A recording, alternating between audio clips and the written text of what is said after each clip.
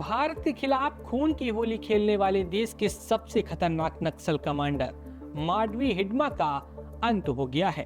Chhattisgarh Andhra Pradesh border पर मरेड मिली के घने जंगलों में 18 नवंबर की सुबह हुए जोरदार एनकाउंटर में हिडमा, उसकी पत्नी राज्य उर्फ रजक का और 4 अन्य नक्सली ढेर कर दिए गए हैं।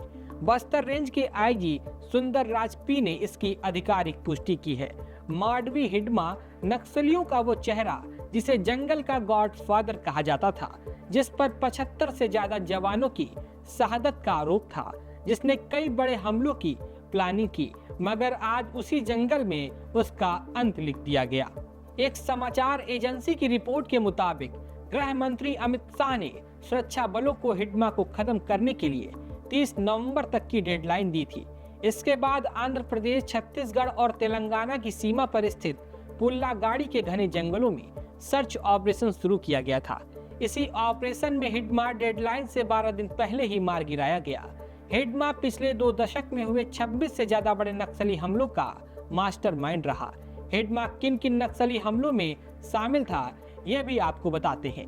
साल 2007 में रानी बोदली हमला, बस्तर में सुरक्षा कैंप पर हमला जिसमें 55 जवान शहीद हुए। साल 2010 में छत्तीसगढ़ के दंतेवाड़ा हमला देश के इतिहास का सबसे बड़ा नक्सली हमला था। इस नक्सल हमले में 76 जवान शहीद हुए। फिर 2010 में ही चिंगावरम में ईडी ब्लास्ट हुआ। इस हमले में भी 20 जवान शहीद हुए थे। 2010 में नक्सली हमलों में देश के कुल 171 जवान शहीद हुए थे। साल 2013 में 25 मई को झीरम घाटी हमला, इस हमले में कांग्रेस की टॉप लीडरशिप समेत 32 लोगों की हत्या की गई। 250 सशस्त्र नक्सलियों ने ईडी विस्फोट किया। लगभग 90 मिनट तक अंधाधुंध गोलीबारी की थी।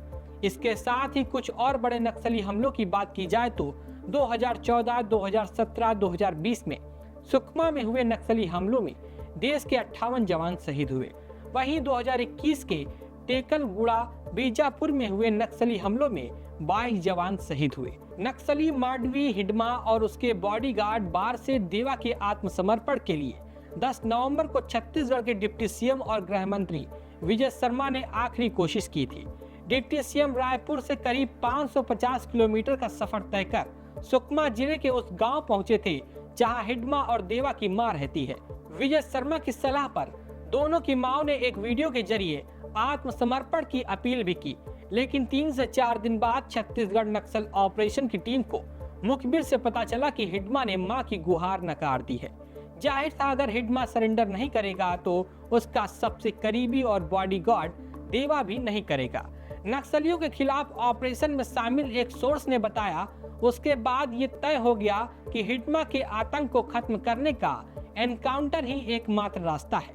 इन सबके 8 दिन बाद 18 नवंबर की सुबह माडवी हिडमा को छत्तीसगढ़ आंध्र प्रदेश बॉर्डर पर मरेड मिली जंगल में एनकाउंटर के दौरान मार गिराया गया। उसकी पत्नी मडगम राज्य उर्फ रजक का और 4 अन्य नक्सलियों को भी ढेर कर दिया गया।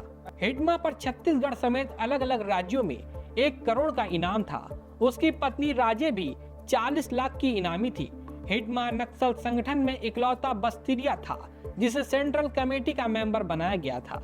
बस्तर में हुए हर बड़े हमले से उसका नाम जुड़ता रहा। कद काठी में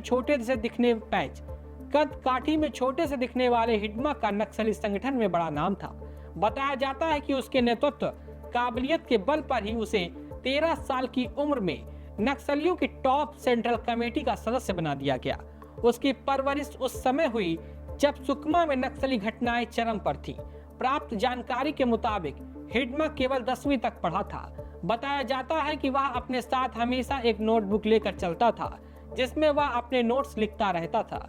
साल 2010 में ताड़मेटला में हुए हमले में सीआरपीएफ के 76 जवानों की शहादत में हिडमा का नाम पहली बार सामने आया था।